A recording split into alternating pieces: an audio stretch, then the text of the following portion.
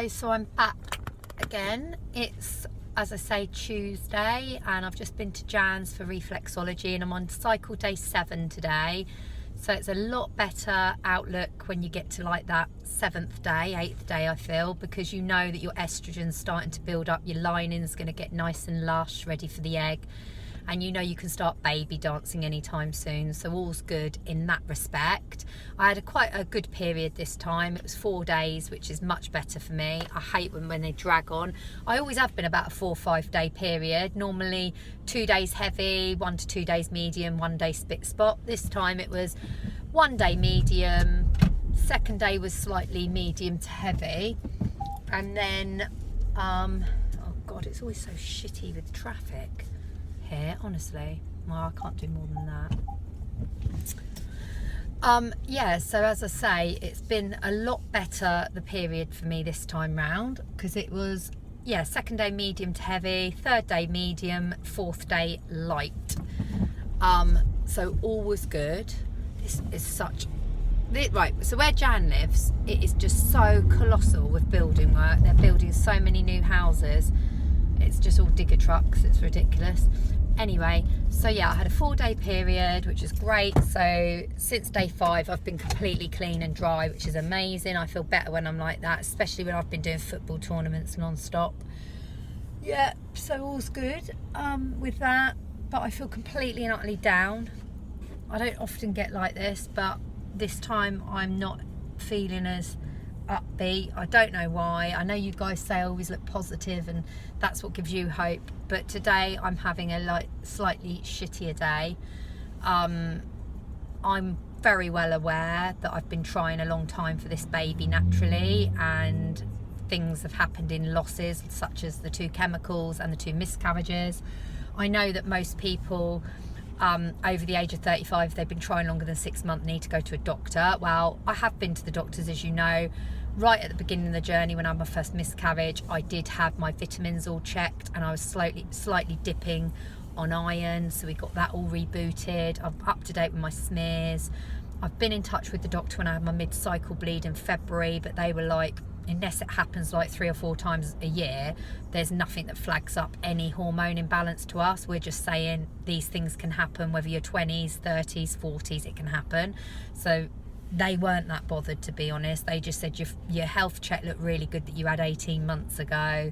Your smear was great a year ago. So we're not flagging up anything that's untoward, and the fact that you're having regular periods, ovulating regularly, you're in as best place you can be to try for another baby.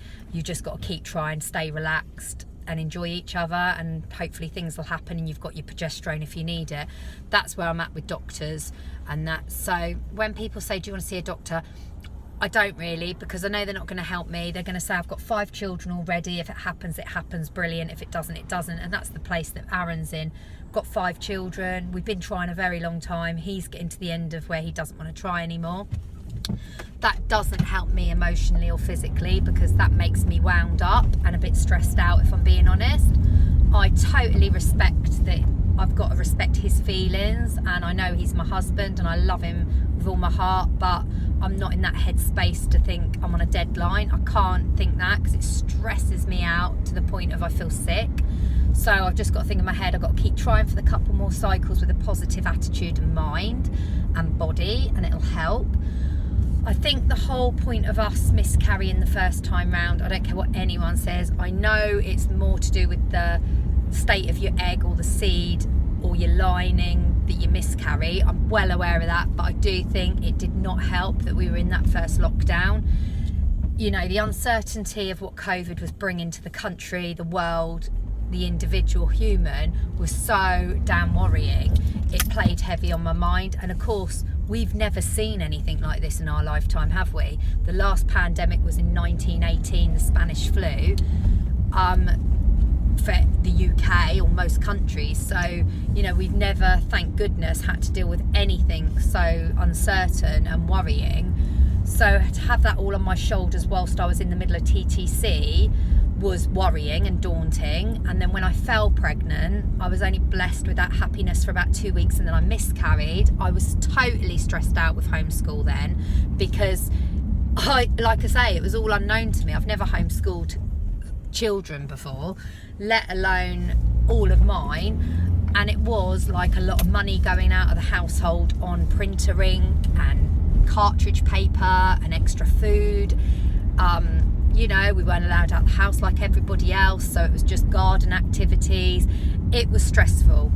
I'm not going to lie. I told you I handled it well. I did handle it as well as I could. The kids were up to date with their schoolwork, fed, watered, and as happy as they could be. But I think I miscarried because I didn't have the freedom that I enjoy when there's no, you know, like everyone is exact. I know everyone's in the same boat, but I'm just saying when you're TTCing, it's a different ball of wax, you know. At the moment, I can hop in the car and go and get something from the shops. I can go to reflexology. I can, you know, go for a walk when I want. Well, the first lockdown, as we know, you were allowed an hour's exercise a day. You had to prove you were just getting essential groceries. So it was a nightmare. And I blame COVID mainly on my miscarriage the first time, although I obviously know, yes, it probably was to do with the egg and the seed, but I'm just saying I think 50% was that and 50% was COVID for me, the first miscarriage. And that is why I wanted to get all that COQ10 and all of that, and I researched loads of vitamins. And Sophie, who's since had her baby girl, got in touch with me and said, look, try this combo that Louisa Ziesman's trying, it's so good. And do you remember in July last year I started all of that, I purchased it, a few of you others got it on board. Since then, I know a few of you who have done that combo's got pregnant. There's been Kathy, who's got like a 5-6 month old girl now, and Sophie's just had hers, and Amy, you know, there's loads of you that took that combo and successfully are pregnant now, or are having your babies, or just had your babies. So that's all worked. And there's a few of us who are still on the combo waiting for the happiness and magic to happen. But I know that the miscarriage wasn't good, but that's what I blame it on, the COVID and obviously the quality of the seed and the egg. And then, as you know, I got all my smearing check as well at that time, had my vitamin check and everything. This was going back right to the beginning. And because it was only an early miscarriage, my body probably would have got back to normal even quicker if I was younger. If you're in your 20s and 30s and you miscarry quite early on, you know, give it 2 or 3 months, your hormones and that should be back to relatively normal. But I just think the COVID, my age, everything took a little bit longer. So obviously I had the miscarriage. I was obviously pregnant in the March, miscarried in the May, and then July started all the vitamins. But I think my body probably didn't get back to normal till like the October, November time. And yeah, I got pregnant again, didn't I? In the December time, which was great, which worked out great because I'd had time to recover from the miscarriage. My vitamins had all built up, but then again I sadly miscarried a little bit earlier on. We're going back to like, I wasn't like the 6.5 weeks pregnant, I was 5.5 weeks. I think it was 5 weeks 6 days. So again, the miscarriage wasn't as detrimental on my body, but emotionally it knocked me for 6. But again, when you miscarry, it can be different for everybody. And I do think when you've been TTCing a long time, the emotional stress is immense. And I think when you're slightly older, and by that I mean your mid-30s, early 40s, you might take a little bit longer to just readjust because your hormones go out of whack anyway. So things have happened in the TTC journey which I'm happy with, as in the seeds met the egg, something's happened, great. And Aaron's stayed that he's, yes, happy for me to try, which is great, but now he's sort of at the place where he's like, how much longer can we try? We've tried, it hasn't happened. And I'm like, well, I don't want to give up yet. I'm at the beginning. I know we're not at the beginning of the journey, but for me, I'm definitely not at the end of the road. I don't feel too old or want to throw the towel in the ring right now. I just want to try for a baby and get blessed, hopefully before the little one goes to school. Aaron's probably in the headspace where try July and August and then stop. Which, for a man, I do feel they don't have the inner maternity that we do, as in the need and the, I don't know, there's something that I think Aaron can detach himself. He can think, we've tried for 2 years, it hasn't happened, let's go on to new pastures. Whereas I'm like, I'm yearning, aching, desperate, and I can't see past having a baby at the moment, so I can't even go in that headspace. That's where I'm at, and I'm terribly sad today I did record a bit of a vlog on the way to Jan's, but it was all teary and negative, and I did say at the end, I don't know that I'm going to put this on, and I'm not going to put it on, because although I'm down today and downbeat, I don't want you to see me all teary. I just don't.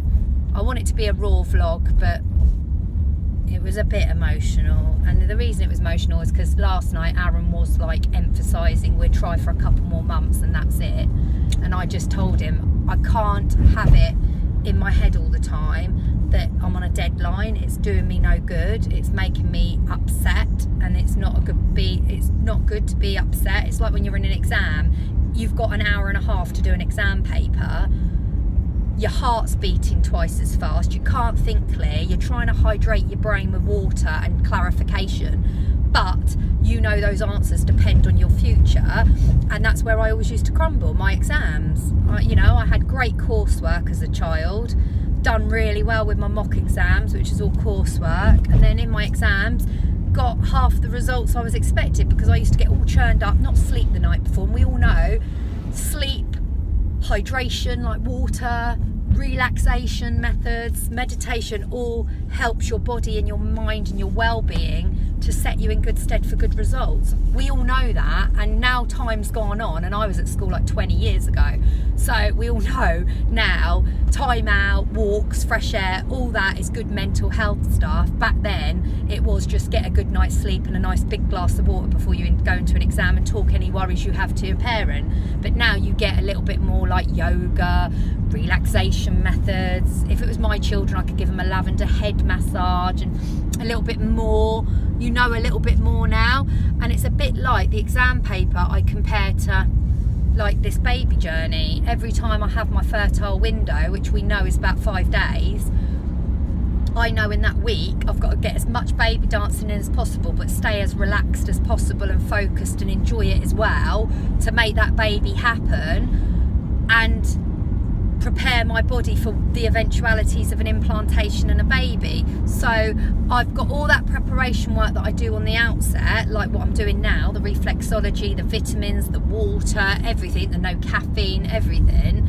And then it comes to that week of making the baby, and I get all like anxiety, because I know in the back of my head, oh my God, I've only got July and August. Oh my God, this is the last attempt. And Aaron probably gets like, oh, we're only having sex probably to make a baby. And he probably gets stage fright thinking, oh God. And it does all get on top of you. Whereas it does sometimes help if you go, do you know what, I'm not going to try for a baby this month. Let's get away for the night. But realistically, I can't get away for the night. Kids are all at school, and places are still not open fully yet because of COVID, so I'm in a catch-22 with that. But what I'm saying is, it is a bit like having a baby is like doing all your preparation, your coursework, and then the exam is your fertile week. And if you don't relax and sit back, enjoy, then things probably won't happen. Do you know what I mean? That's what I'm saying, and that's what I think could be happening now, I was upset last night because Aaron's in the headspace like a switch. He's like, right, we'll try for 2 months more. If it don't work, it don't work. And I'm like, are you joking me? I'm spending all this money on reflexology, vitamins, doing my vlogs all the time on YouTube, bought a pram that's upstairs. I want this baby. I've got decorators coming October, November time to get the rooms all freshened up, because hopefully I'll be pregnant by then. I'm all geared up for this baby. My mind is not in a headspace to stop all the vitamins, stop YouTube, throw all my baby stuff away, sell my pram, and think, right, what can I do now, because I'm not going to have a baby. I just can't. It would be like, the other way I can compare it is like, I don't know, an older mum who's got 2 teenage kids leaving the nest for uni or leaving home. The yearning and upset you get for your kids leaving home probably is like 3 or 4 months upset, but it's a stage that they've got to do. But I just am at the space, if I don't get a baby, I don't know what I'm going to do. I'm actually now, I can't see past. I know that I've got no chance of doing it through IVF, because Aaron would be, nah, not happening, not spending the money, you want it more than me. I'm happy if you get pregnant, I'll support you, I'll love the baby, but I am not desperate. We've got children. We are not like a childless couple that want a baby. We are a couple that want another one. If it happens, it happens. That's where he's at. So IVF is out. Sperm checks, all that out. The only thing I can do, like I say, is self-care, vitamins, and just try and keep positive, upbeat, and keep having unprotected sex. That's the only thing I can do.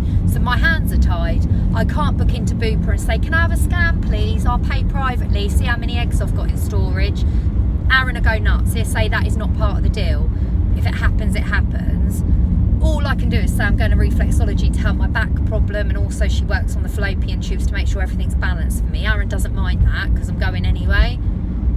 Aaron knows I spend a lot on vitamins, but he don't really get that involved with that because it's not affecting him. But he definitely wouldn't let me go through going to the private doctors asking if I need any help. And like I say, they will not give me a hormone check at the doctors. I asked back in February, do you think I need a hormone check to see if my hormones are out of whack, to see if I've got too much estrogen, too much progesterone? And she said, you've just told me everything about your cycles. You're having a period every month. She said periods can be 21 days to 42 days, and you're hitting one of those days every month. So that, you know, if you were saying you're having a period, you go 45 days, then 28 days, then she said I'd be worried then. But she said your periods are always, they're within the month, and they are within the month. I don't think I've been longer than 38 days. So, you know, she's not that interested. And that's 3 different doctors I've spoke to. So on the NHS, they are where they're at with me. So I can't do anything. And I know I'm gabbling on. I know this is a long, boring vlog which isn't telling you a lot apart from I'm down, I'm on the journey, I'm approaching baby dancing. Obviously I'll be fertile anytime from the end of this week to next week. So hopefully I'll get a baby dance in this week with Aaron, maybe 1, maybe 2, and then next week try for 3 or 4. My crystal says that I did a crystal reading. I asked it if I'm going to have a 6th baby. It said yes. I said, am I going to have a baby in March? It said yes, which Vashti has said, a March baby all along. She did say she thought she saw me pregnant last cycle, obviously, but she said, still see a March baby. I still see you having a baby, it being a very happy thing. Everything is going to happen. I think you might be now. In fact, I think you are now, because it's definitely going to be a March baby. I see at the moment. Times can change. The next reading, it might say something different, but I think you are now. That's what she said. In the last reading, it was March, fire sign.